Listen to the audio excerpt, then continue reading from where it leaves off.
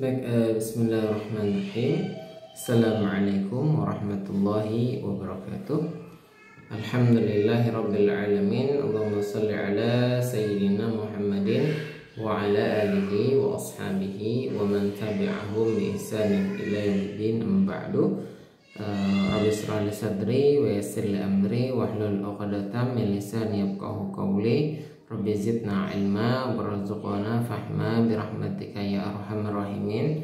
Alhamdulillahirabbil alamin. Alhamdulillah, sahabat peserta program Akademi Hijrah Mulia yang dirahmati Allah Subhanahu wa taala, kita masuk pada materi berikutnya ya. Insyaallah hari ini, pertemuan kali ini kita akan membahas tentang pemecahan dari 3 pertanyaan mendasar dalam kehidupan manusia, atau yang kita sering istilahkan dengan akidah. Pertanyaan tentang akidah ya, tentang dari mana kita berasal, untuk apa kita hidup, dan kemana kita akan kembali. Sahabat, para peserta Akademi Hijrah Mulia yang dirahmati Allah SWT, mari kita awali pertemuan kita dengan bersama-sama baca basmalah. Bismillahirrahmanirrahim. Pada pertemuan sebelumnya kita sedang mencari yang namanya jawaban atas 3 pertanyaan mendasar dalam kehidupan manusia, atau disebut dengan pertanyaan akidah. Nah, mari kita jawab. Nah, dalam mencari jawaban tersebut, tentu kita mencari jawaban yang benar seperti itu. Karena jawaban itu pasti hanya ada 2 kemungkinan. Pertama, jawaban yang benar, yang kedua adalah jawaban yang salah. Nah, tentu kita mencari jawaban yang benar, karena salah dalam menjawab 3 pertanyaan tadi ya. Dari mana kita berasal, untuk apa kita hidup, dan kemana kita akan kembali, ini akan berefek fatal ya dalam kita menjalani kehidupan ini. Makanya kita tidak boleh salah dalam menjawab, mencari jawaban terhadap 3 pertanyaan tersebut. Maka kita mencari jawaban yang benar, atau kita mencari kebenaran ya atas 3 pertanyaan mendasar tersebut. Baik, kalau kita sebagai manusia ingin mencari kebenaran ya, jawaban yang benar pada 3 pertanyaan tersebut, atau kita ingin memperoleh kebenaran, maka ada 2 alat yang kita bisa gunakan ya. Ada 2 alat yang bisa kita gunakan, karena pada diri manusia juga terdapat 2 alat itu ya, atau 2 potensi. Apa itu? Yang pertama yaitu akal, yang kedua dan perasaan ya. Jadi kebanyakan manusia dalam mencari jawaban atau kebenaran itu, kalau tidak menggunakan akal, dia menggunakan perasaan. Sekarang pertanyaannya, dalam memperoleh kebenaran atau mencari kebenaran, terutama dalam menjawab 3 pertanyaan mendasar tadi, apakah kita akan menggunakan akal atau menggunakan perasaan? Mari kita jawab. Kalau kita menggunakan akal, maka konsekuensinya adalah 1. Akal itu biasanya memiliki ciri dia memiliki argumen atau dasar terhadap jawaban tersebut. Nah, yang kedua, setiap argumen atau pendapat ya, itu bisa dipertanyakan, ini dasarnya apa, selalu bisa dijawab seperti itu. Ini akal, biasanya logis, masuk akal seperti itu. Ada argumen, dan setiap argumen itu ada dalilnya, ada hujahnya, ada dasarnya, dan nanti berujung pada pemikiran paling mendasar ya. Dan biasanya bersifat objektif. Semua orang bisa menerima kebenaran itu. Artinya bukan cuma saya, bukan cuma Anda, tapi kita semua, bahkan orang yang beriman maupun tidak beriman, bisa menerima karena rasional seperti itu. Kemudian tadi sudah saya sebutkan sifatnya rasional ya. Rasional itu bisa dinalar oleh akal. Semua akal bisa menalarnya. Dan kemungkinan besar ya, dugaan yang sangat kuat itu bisa mengantarkan pada kebenaran. Jadi akal itu biasanya akan mampu mengantarkan seseorang pada kebenaran ya, karena memang akal ini Allah ciptakan pada diri manusia untuk mendapatkan kebenaran seperti itu. Kemudian yang kedua, menggunakan perasaan. Biasanya perasaan itu memiliki ciri suka tidak suka, ya, tertarik tidak tertarik, senang tidak senang, ya. Biasanya tidak punya argumen. Dia pokoknya, kenapa kamu memilih itu? Kenapa jawabannya itu? Karena saya suka. Kenapa kamu memilih itu? Karena saya tertarik. Kenapa kamu menjawab dengan jawaban itu? Karena saya senang. Ujung-ujungnya pokoknya, nah seperti itu. Pokoknya ini benar, pokoknya ini pilihan saya. Nah, dia tidak logis seperti itu. Sifatnya subjektif sekali, artinya tidak semua orang sepakat dengan jawaban itu. Ya, jawaban saya belum tentu disepakati Anda, jawaban Anda belum tentu disepakati semua orang. Nah, jawaban setiap orang pun mungkin berbeda-beda dan tidak semua sepakat. Ini biasanya didasari oleh perasaan jawaban ini. Dan sifatnya emosional sekali, ya, bisa berubah-ubah, ya, tidak tetap seperti itu. Bisa tergantung keadaan dan perasaan seperti itu. Dan ujung-ujungnya, ya, kesimpulannya, orang yang menggunakan perasaan untuk mencari kebenaran, maka perasaan itu tidak dapat mengantarkan pada kebenaran yang hakiki seperti itu.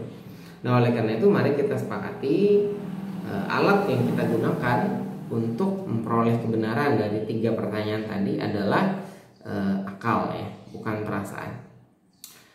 Nah, yang kedua, kita ingin mencari kebenaran. Pertanyaan, benar itu apa?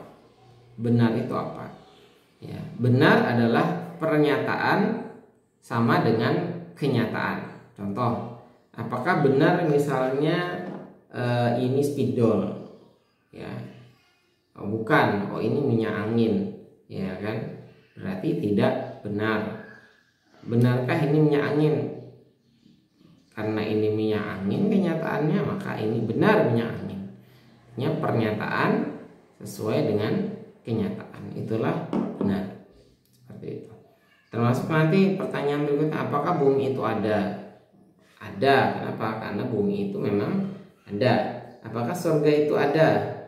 Ya, benar. Kenapa? Karena memang dari dalil-dalil atau dasar argumen surga itu ada. Apakah Tuhan itu ada? Pencipta itu ada? Benar, Tuhan itu ada. Berdasarkan nanti argumen-argumen, dasar-dasarnya, bukti-buktinya memang Tuhan itu ada.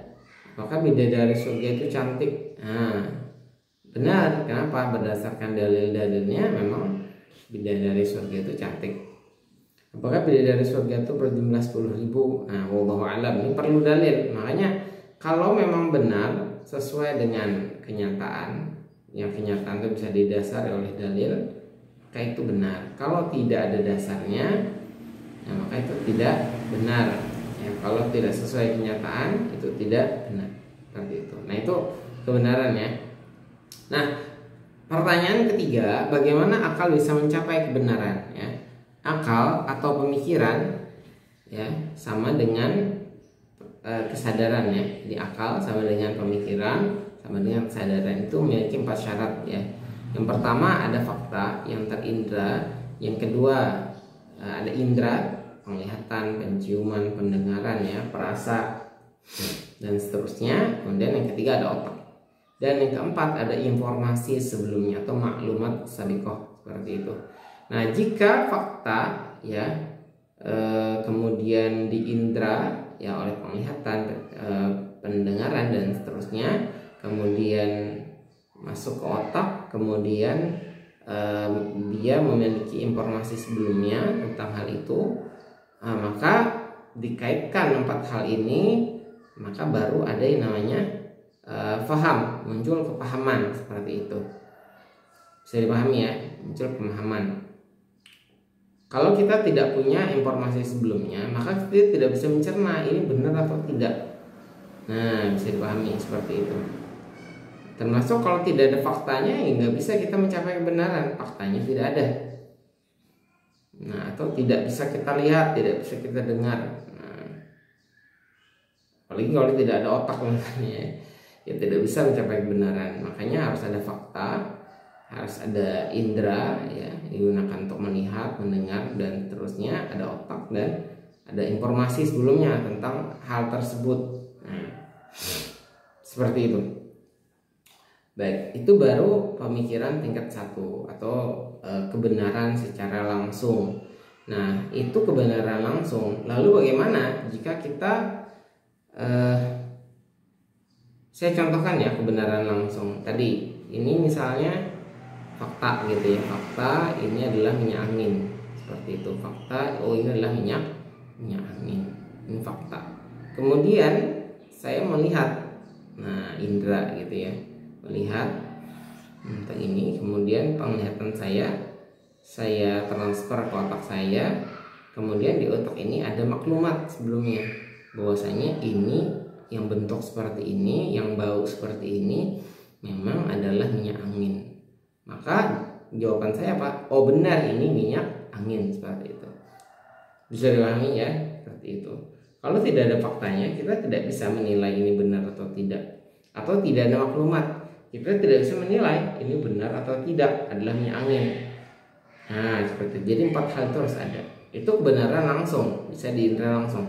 Nah pertanyaan kedua, bagaimana jika kita ingin membenarkan sesuatu yang tidak terlihat, tidak terindra, ingin mengetahui sesuatu di balik tembok, misalnya ingin tahu sesuatu di bawah tanah misalnya, atau di dalam samudra, atau kandungan bumi apa saja, atau yang di balik langit itu apa gitu ya, atau apakah surga itu ada, termasuk apakah Tuhan itu ada.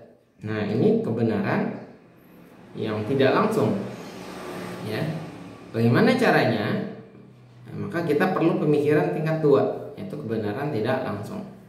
Artinya kita memikirkan yang gaib ya, yang tersembunyi, yang terhalang, yang lampau, termasuk yang akan datang. Maka caranya adalah kita perlu dalil. Nah, dalam mencari kebenaran ini perlu dalil. Nah, dalilnya apa? Atau dasar atau argumen. Nah, syaratnya dalil itu harus terindra secara langsung. Artinya dia masuk pemikiran tingkat 1. Nah, misalnya kenapa kamu percaya surga? Oh, karena dalilnya ada dalam Quran. Kenapa Quran itu benar? Nah, ini nanti masuk di pemikiran tingkat 1. Artinya bisa kita indra Quran itu, bahwasanya Quran itu benar, adalah wahyu dari pencipta alam semesta. Itu nanti kita bahas. Nah, dan penilaian dalil hanya ada satu alternatif membenarkan, pasti benar. Lebih dari satu alternatif, yang kedua bisa lebih dari satu alternatif, mungkin benar, mungkin salah. Atau yang ketiga tidak ada alternatif membenarkan, atau pasti salah. Nah, hanya ada 3 kemungkinan seperti itu. Nah, maka dari dalil ini baru bisa dinilai ini benar atau tidak tentang apa saja yang ada di lautan, apa saja di atas langit, apa saja yang di dalam samudra. Ini perlu dalil. Dalilnya apa? Hasil penelitian. Nah, misalnya hasil observasi para peneliti. Oh, ini bukunya. Oh, ini jurnalnya, seperti itu. Oh, ini foto-fotonya, seperti itu misalnya. Nah, ini dalilnya harus kuat. Ya, berarti dalilnya harus terpercaya dan bisa diindra secara langsung, seperti itu. Oh, ini memang benar dalilnya. Oh, ini hasil penelitiannya sudah terverifikasi dan seterusnya. Termasuk tadi Al-Quran. Oh, ini memang benar secara akli. Quran itu dari pencipta alam semesta. Buktinya ini dan seterusnya. Nah, itu dalilnya. Sehingga kalau dalilnya sudah tepat, nah maka baru kita bisa menilai apakah sesuatu yang gaib tadi benar-benar ada atau tidak, seperti itu. Termasuk tadi yang kandungan laut, kandungan bumi, kandungan udara. Nah, itu perlu dalil. Itu pemikiran tidak langsung, kebenaran tidak langsung. Dan nilainya macam-macam yang tidak langsung, karena kita tidak bisa mengindra. Bisa kebenarannya bisa tingkatnya 100% atau yakin, bisa kurang lebih 95% dugaan kuat ya, atau kurang lebih 75% artinya zon, dugaan. Kemudian 50% ini syak ya, artinya bisa benar bisa salah ya. kemudian atau waham, ada ragu-ragu 25% kebenarannya, atau 0% kidib. Nah, ini nilai kebenarannya ini berbeda-beda ya, seperti itu, tergantung dari dalil yang digunakan seperti itu. Kalau dalilnya kuat, maka bisa mencapai 100%, seperti misalnya Al-Quran seperti itu. Nah, catatan penting, pemikiran tingkat 2 ini kemudian dikembangkan menjadi metode ilmiah oleh manusia, dan pengembangannya dibantu ilmu statistik ya.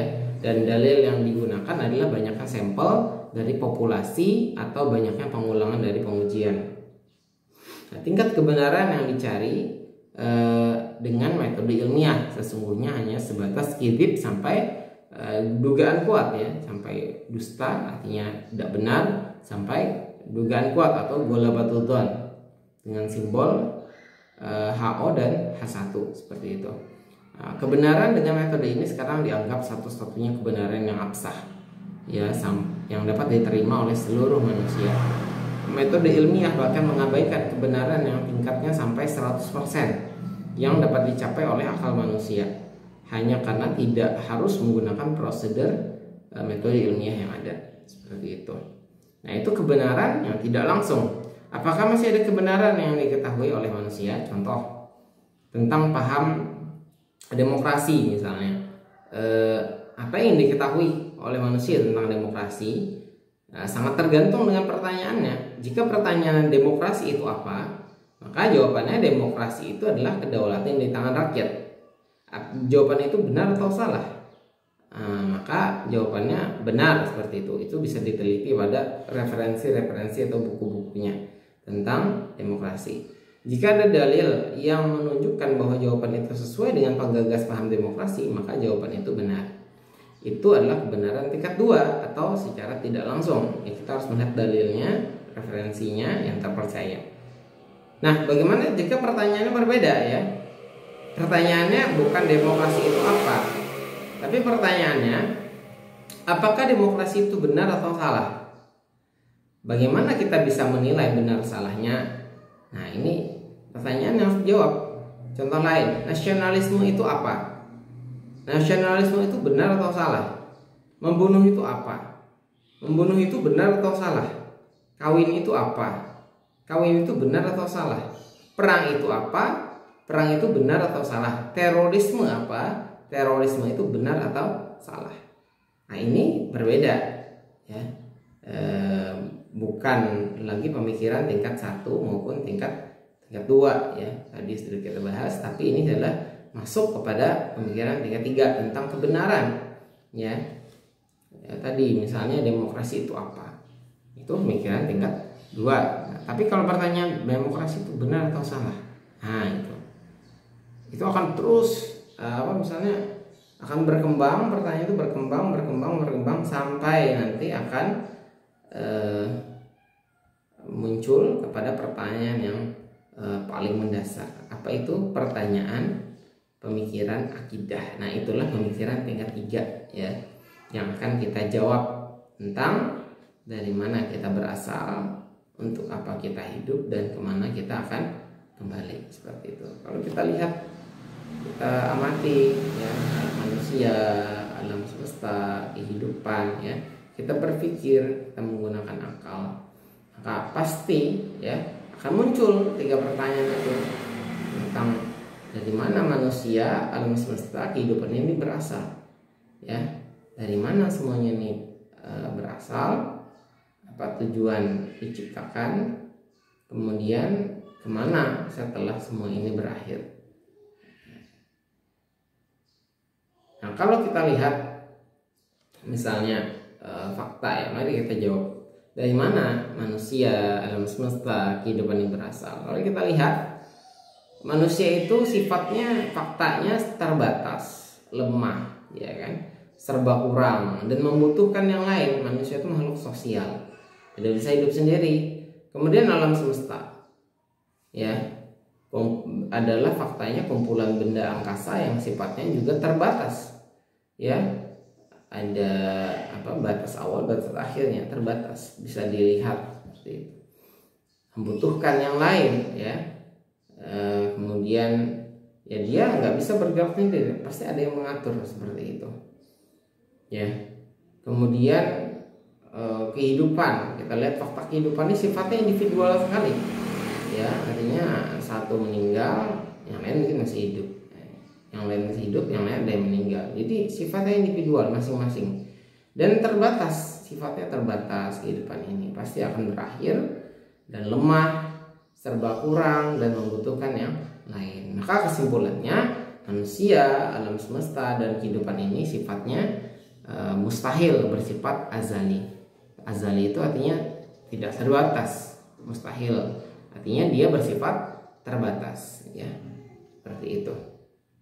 Nah, maka sesuatu yang mustahil bersifat azali, artinya sesuatu yang terbatas, ini pasti ada penciptanya ya, pasti ada penciptanya. Tidak mungkin sesuatu itu manusia, alam semesta, kehidupan ini ada dengan sendirinya tanpa ada yang menciptakan, itu mustahil ya. Tanpa ada yang mengatur, itu mustahil, seperti itu. Buktinya apa?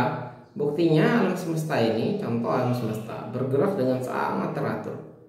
Misalnya alam semesta, coba planet bergerak sesuai dengan porosnya masing-masing, tidak pernah tabrakan satu kali pun ya, semuanya teratur sekali ya. Bahkan jarak antar planet itu sudah diatur seperti itu, jarak antara bumi ke matahari itu sudah diatur, itu semuanya teratur, tidak terjadi dengan sendirinya ya. Mesti ada yang mengatur semuanya dan mesti ada yang menciptakan dari tidak ada menjadi ada. Maka pasti ada yang menciptakan, ada yang mengatur. Contoh tubuh manusia, kita ada aliran darah ya, bagaimana kita belajar biologi, ada aliran darah, ada sel darah merah, sel darah putih, jumlahnya sekian miliar misalnya dan seterusnya. Kemudian ada jantung yang memompas per sekian detik ya, paru-paru yang berdenyut juga memompas sekian oksigen dengan kadar sekian ya. Kemudian mata, mulut, telinga, kaki semuanya berfungsi dengan baik.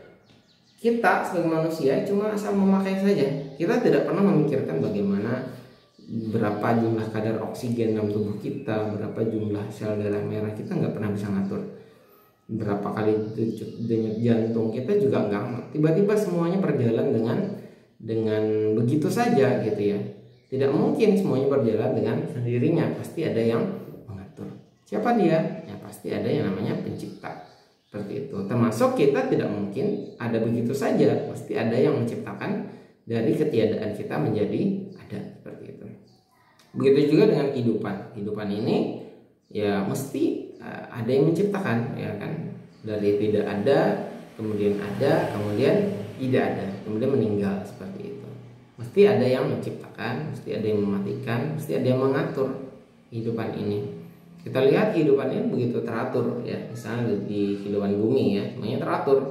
Ada hewan, ada tumbuhan, ada manusia, ada gunung, ada lembah, ada sungai, semuanya begitu luar biasa teratur. Cuaca ya, semuanya sangat sistematis sekali. Nah, kalau kita belajar misalnya ekosistem, biologi, semuanya sudah diatur. Ada rantai makanan dan seterusnya, sangat teratur sekali, sangat rapi sekali ya. Kalau kita lihat hewan, tumbuhan ya, nah tidak mungkin semuanya itu ada tanpa ada yang menciptakan. Tidak mungkin semuanya itu teratur serapi banget, rapi sekali tanpa ada yang mengaturnya. Nah, pasti ada yang menciptakan dan tidak ada menjadi ada, dan pasti ada yang mengatur ya, sehingga semuanya memiliki keteraturan yang luar biasa. Nah, artinya apa? Pencipta itu pasti ada. Nah, kalau ada yang bertanya, apakah ada pencipta? Apakah ada yang menciptakan kita? Ada. Apakah ada yang mengatur kita semua? Alam semesta kehidupan pasti ada. Siapa? Dialah Al-Khaliq, sang pencipta alam semesta, sang pengatur alam semesta, seperti itu. Siapa? Dialah Allah Subhanahu wa Ta'ala. Ada sebuah teori tentang terbentuknya alam semesta ya, yaitu teori Big Bang. Itu teori yang paling terkenal ya, bahwasanya alam ini terbentuk karena ada ledakan yang sangat besar sekali. Kemudian semuanya setelah itu begitu teratur, bagus sampai hari ini. Nah, Pertanyaannya, mungkinkah sesuatu yang meledakkan itu akan menghasilkan keteraturan? Jawabannya pasti tidak teratur. Kenapa malah alam semesta ini teratur? Padahal awalnya dari ledakan, karena ada yang mengaturnya. Nah, seperti itu. Ada mengaturnya. Kemudian ledakan itu siapa yang menciptakan? Tidak mungkin meledak sendiri.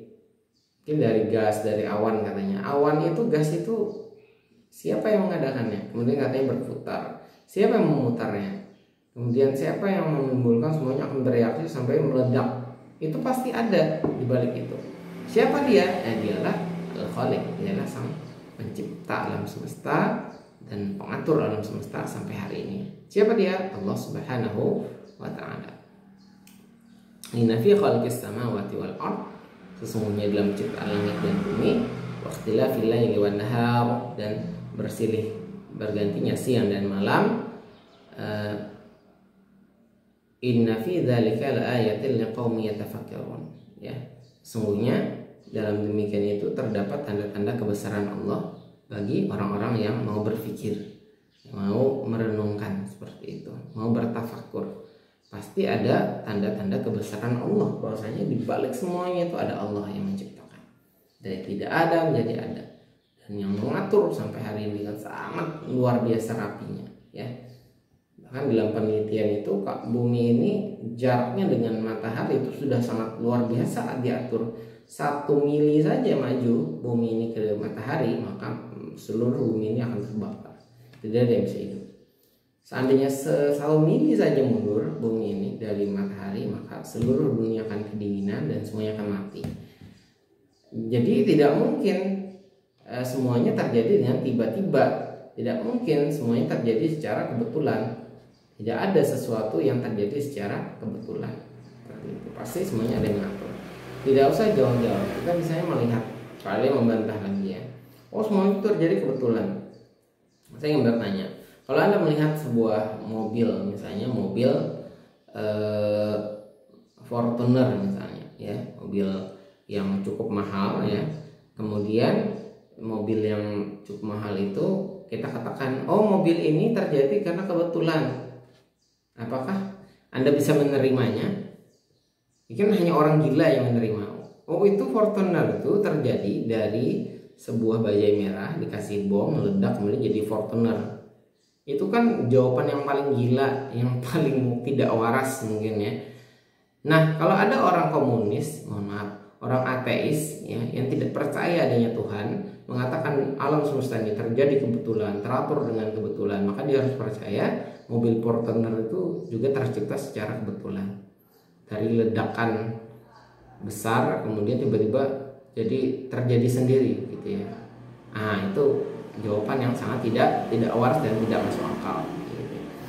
Nah, dari mana Fortuner itu? Karena ada yang merancang, ada yang merakit ya di pabriknya kan, di pabriknya gitu ya, pabrik perusahaannya.